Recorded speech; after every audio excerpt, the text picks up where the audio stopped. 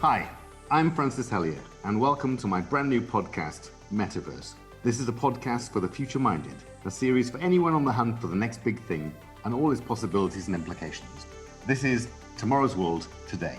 With each episode, I will chat to those at the top of their fields, from futurists in crypto and space travel to forecasters in business and tech. Together, we will ask the question, what's next? Today, I'm joined by Tom Ffiske, editor of Immersive Wire.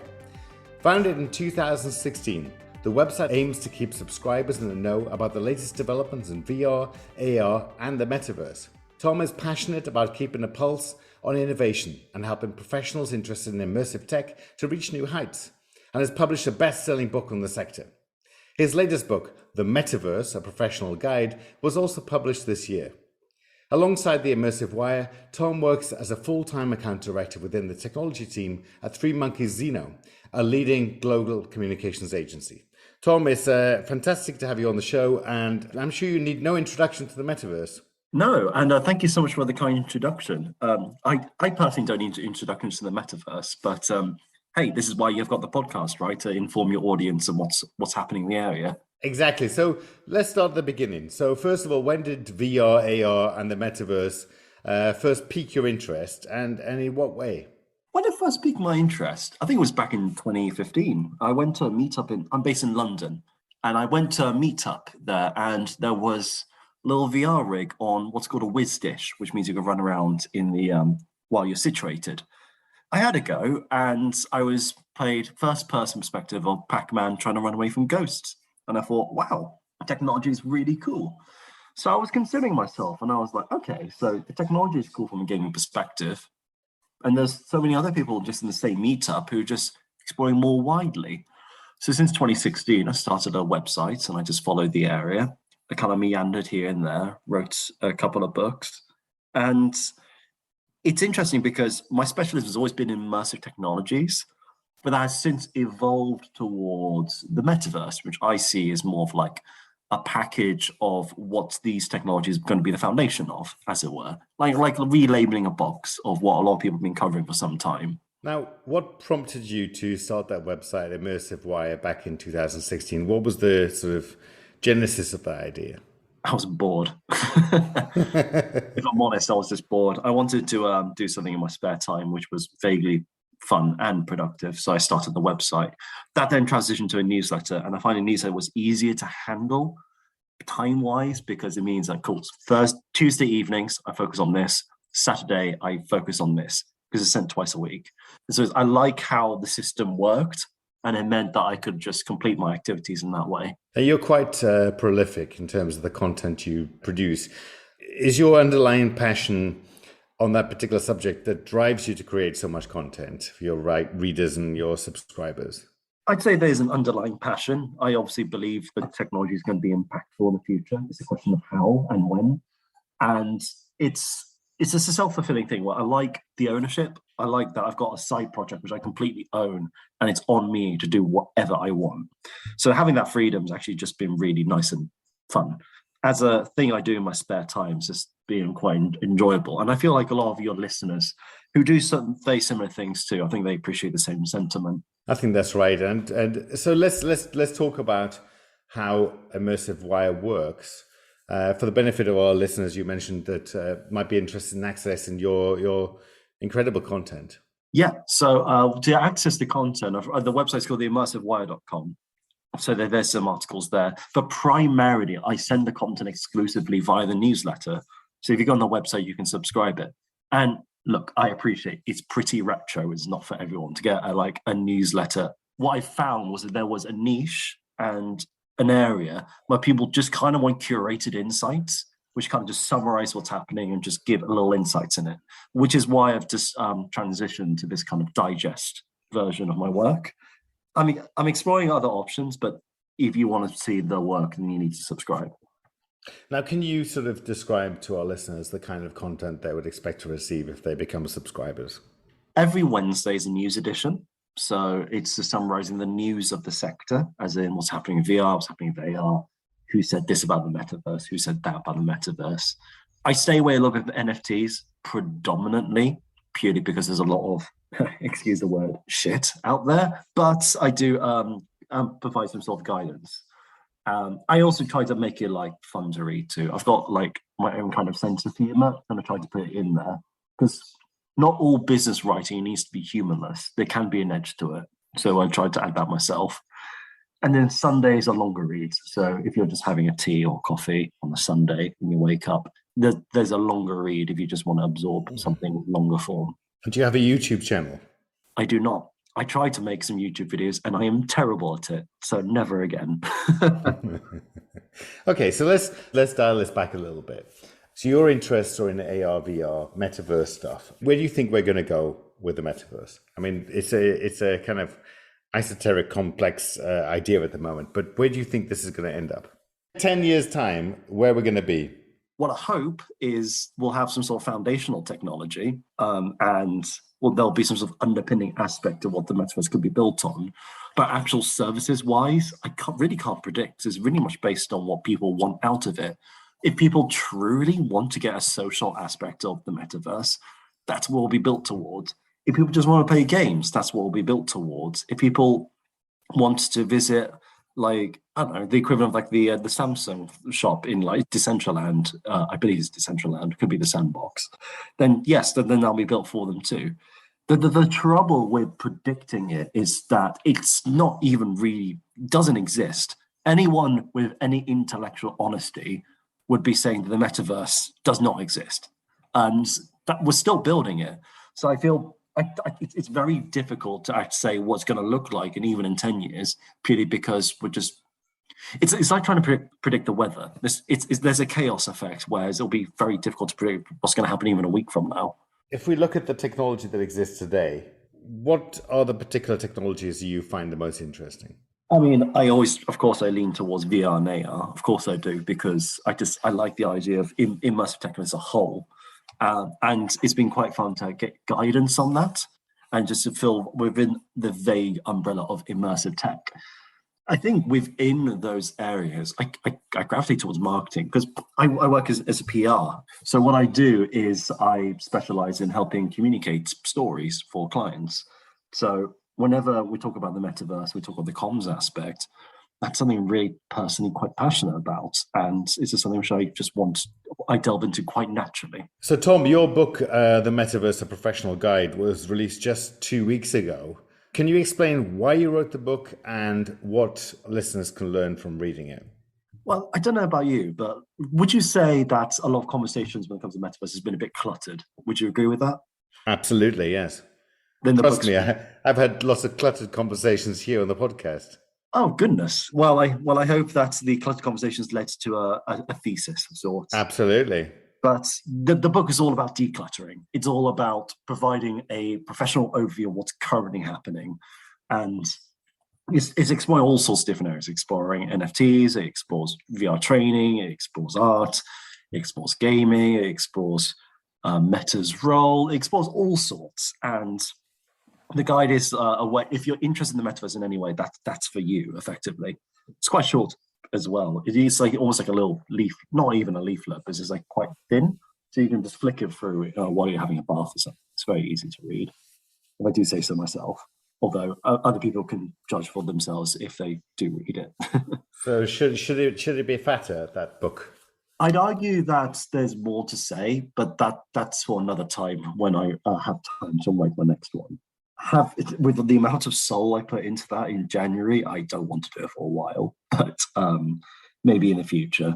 But that's not to say that that's the only place to get some good metaverse content. Your podcast is great, for example, and we've also got some other great things. It was like Doug Thompson does like a great music called Out of Scope. Really recommend that. If you want to explore the safety side, like ethics and safety, look at the XR Safety Initiative and what they're working on, for example. There's all sorts of great resources out there. And this is a question of just finding them and just keeping track of what they're doing. If I'm explaining to my mum what the metaverse means, how would you describe it to my mum? How would you describe it to your mum? So I would say the best way of communicating it would be, you've got the internet currently. You've got a way to access sites which you want to visit for shopping or for talking to people. But instead of clicking on a link to get information. When you click on a link, you get to experience something new. So you could search for chilling in the sun in the Bahamas. You can get information directly to your glasses on something. You could socialize virtually with an avatar. You can go to a physical library and wander around or have a tour. It would be an expansion of the internet that we have. That's how I would try to describe it to anyone's mother. But it's slightly inaccurate, but it's good enough to get a picture, if that makes any sense. Going back to my history, we started selling tickets online back when the internet wasn't really much of a thing in the UK. And it was very hard to persuade people of the advantages of the internet. The World Wide Web was something that people thought was a criminal activity almost, Where are the opportunities for people to live and work within what we define as the metaverse? Get really good at building things. So get familiar with tools such as Unity or Unreal or solutions built within a Rec Room or Roblox, and get good at spatial design, be able to build experiences. It'll take time, but I guarantee you that your skill sets are currently needed. And then if you can prove your work with some sort of portfolio, you'll be able to start conversations for roles in the future. So when I talk to my friends and family about, how I describe the metaverse, sort of the amalgamation of the digital life with virtual life, so digital life with real life, sorry. Again, what they come back to me is, well, isn't Instagram bad enough? Isn't social media bad enough? Yeah. Oh, we're going to make this even worse. Do you see there's a negative side to what we're sort of imagining and creating in terms of sort of the social media aspect? It's a good point. I think because Meta is playing a role in it, people obviously gravitate towards the social media aspect. I do think that the same problems we're experiencing today when it comes to echo chambers will almost certainly continue into the metaverse. And when it comes to policing of the content, it'll be really difficult the more open it is.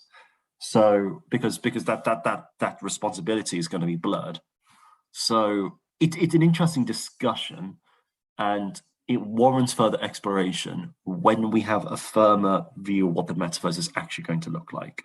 And then that conversation will warrant further discussion. Right now it's all very hypothetical, and was just exploring the early stages. And I'd be interested to see how it develops from there.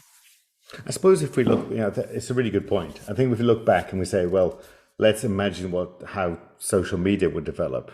It's not exactly gone in the way we were hoping for. No. The idea of I'm sorry to interrupt, but I remember a time many years ago where we thought the internet was incredible because you can access any information you want.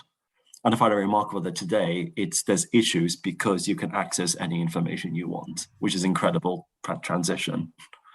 No, I think that's absolutely right. I mean, the real truth here is that we have with an iPhone or Android or whatever, we have in our palm of our hands access to the Oracle, right? We can find any information. I mean, it's the holy grail, frankly. And instead, what we do is we reverse the camera and take pictures of ourselves, and then add whatever filters to give the impression that our lives are not necessarily what they really are. I just worry. As much as I'm obviously the name's on the tin, right?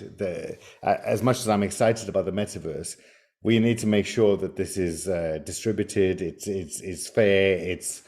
It has people who are passionate about making sure that it's not controlled by one particular company, for example, or government. I think these are the kind of ethical questions that we need to consider before we embark on this journey. And what I would argue is we are considering them. I mean, we're having this discussion right now on the ethics side. Kent Bai is incredible when it comes to ethical frameworks, which he sends to everyone.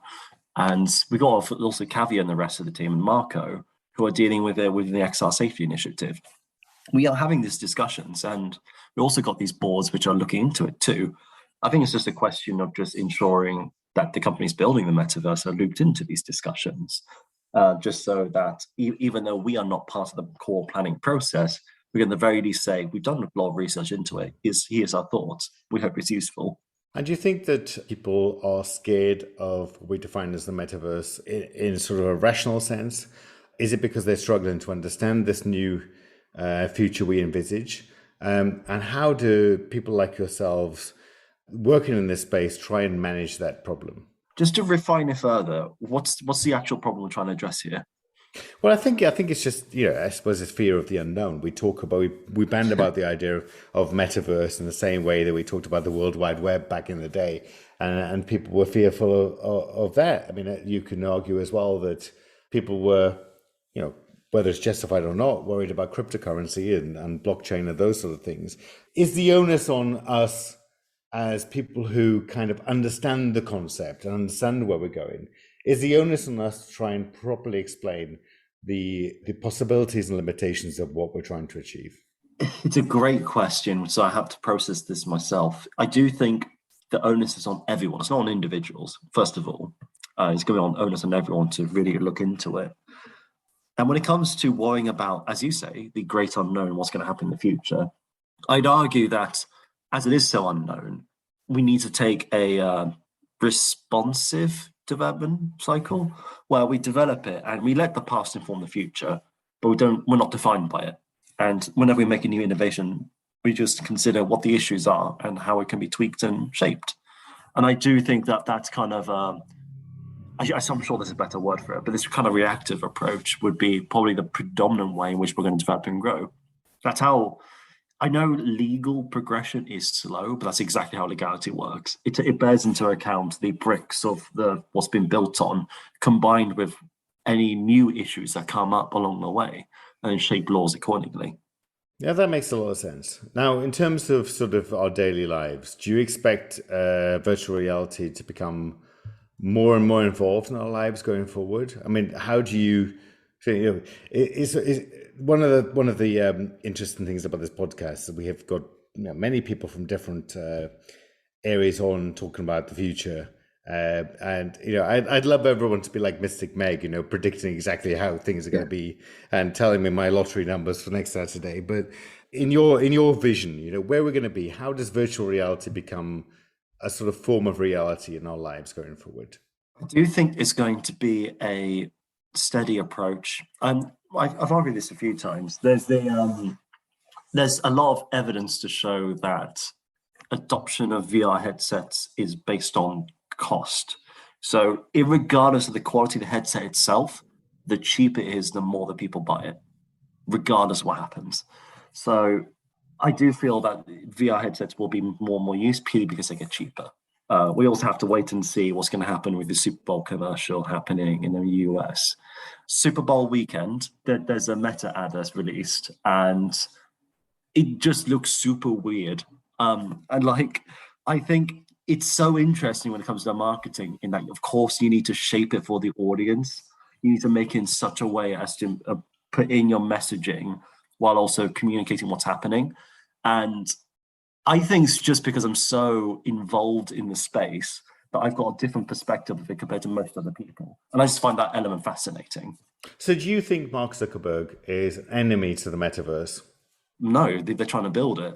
But they're not trying to build it, are they? We will build the metaverse ourselves. Mark Zuckerberg and Facebook are trying to jump on that bandwagon, no? I completely disagree. And the reason why I do is because Meta's been building it and is putting a lot of money into it and making a loss because of it within that area of Meta. So, for example, they launched a fund which is worth about $50 million, where they're investing to open standards in the metaverse to help build it and to do research into it too. So I disagree that they are hopping on the bandwagon of the metaverse. I'd argue that they were following the trends of what the metaverse is, which has been ongoing for a few years. And then they're like, okay, we want to go all in, and just did that. They've done the same with virtual reality as well. And I'd argue that the VR area would not exist today if it wouldn't be for them. And I'm not saying any of this to say I like 100% back them. The wording which I'm saying implies that I'm like, I love them. All I'm literally saying is that they are putting a lot of money behind it. And that financial backing has really helped prop everyone up as well. When we talk about things like blockchain and metaverse and everything else, one of the key words is decentralization. It's about the fact that, for whatever reason, there are very big tech players out there, Facebook, Amazon, etc. And, one of the the big pushes really is to decentralize all this space. So whilst I take your point about their investment in this space and frankly, Mark Zuckerberg's excitement and encouragement of building the metaverse is significant and important. Do you think that kind of this is a problem in the sense that one company is trying to own the space? I do think it's causing messaging issues where when someone talks about the metaverse, they immediately think, oh, this is what Meta's doing. That's been the general feedback of what's happened. So I think they're now inextricably intertwined with it. But I think as the conversation matures, is the right word, then there's going to be a general understanding that it's a collective effort where lots of companies are building it together. And that's when conversations will get super interesting. And I hopefully we'll get some sort of interesting penetration in the mainstream market. As we look forward with VR and AR and everything else, in terms of sort of things like filmmaking and new genres, can you imagine us experiencing things very differently to how we consume sort of art and film today? I love it. If you go to like film festivals like Venice Film Festival, Raindance Immersive, London Film Festival, they're all doing some incredible like art pieces in virtual reality. Not to say that not as many people can access that art, but if they can, they'll see some incredible things. And I think that area I love it. Like fascinating. I guess finally, what does the future hold for you, Tom? What do you have lined up next, and what are your big projects coming down the line? Well, first I'm going to sleep because it's just been a very tiring few weeks of the book launch. But after I slept and I had a little simmer down, I had to think about my path forward. I do kind of want to explore like more the marketing dimension of the metaverse because I think there's a lot of issues when it comes to how we communicate it. And I think looking into that a little more in depth could be interesting. And I see on your side, your plans is to keep on growing this great podcast, I assume. Yeah, thank you. Well, I think that what's really exciting about this is a journey of discovery for all of us, isn't it? It's there's so much ahead of us. And I think that if anything else, I suppose the fact we've sort of on and off been locked down for the last 2 years means that there's going to be so many exciting opportunities out there. The way we engage with people, the way we talk to people, we're chatting here on Zoom to record the podcast. I couldn't even imagine this sort of 3 years ago that we'd be doing these things. So we already kind of live in a weird metaverse anyway. But yeah, let's see how this all turns out. Well, I encourage all of our listeners to get your book, The Metaverse Professional Guide. You're listening to Metaverse with me, Francis Elliott, and thank you so much to my guest, Tom Ffiske, for a great conversation. It's been really, really interesting. Tweet us at Metaverse Pod with any suggestions or feedback, and if you enjoyed the podcast, please do share a link on social media. You can sign up to receive an email when a new episode drops at our website, metaverse.com.